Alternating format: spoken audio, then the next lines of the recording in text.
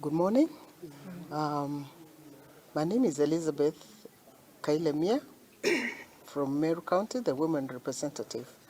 This morning, we are here as women leaders from Meru County, bringing our concerns regarding the governor of Meru this morning. We want to convince, or rather we want to bring our views on why Kawira Mwangaza, the governor, should be impeached. I want to say in the first place that it's not about gender, and this of playing victim as Kawira is being impeached because she's a lady is very untrue. We are impeaching the character and the incompetence of Kawira Mwangaza. Meru County respects women leaders and even service delivery, women empowerment, and we disregard the disrespect of this lady.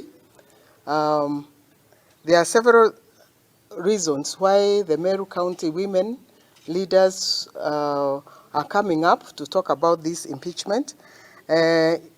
She has breached law. She has had a contempt of court, contempt of the county assembly. She lacks integrity and contravening Chapter 6 of the Constitution, which is about integrity.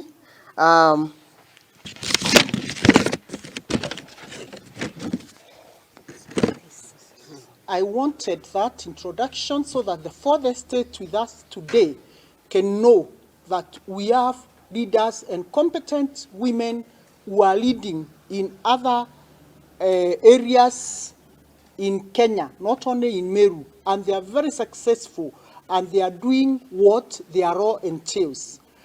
It is a very sad day for us as the Meru community and Meru women as I stand here today.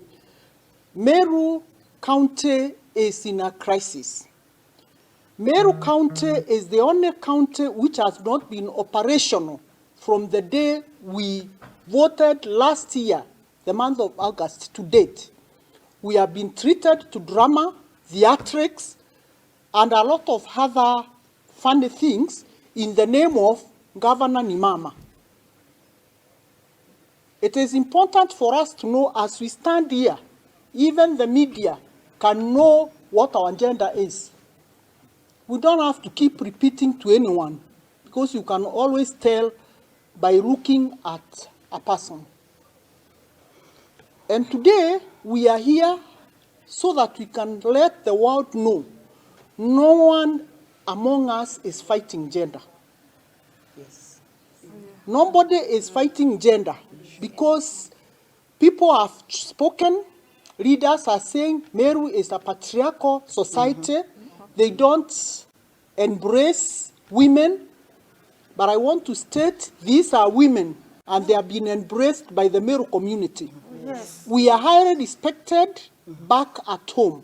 And if anything, and for record, Meru is the only community among many other communities which has the most learned women. Yes. And they are there and they are respected. So for anyone to hide behind gender, then that would be a very sorry state.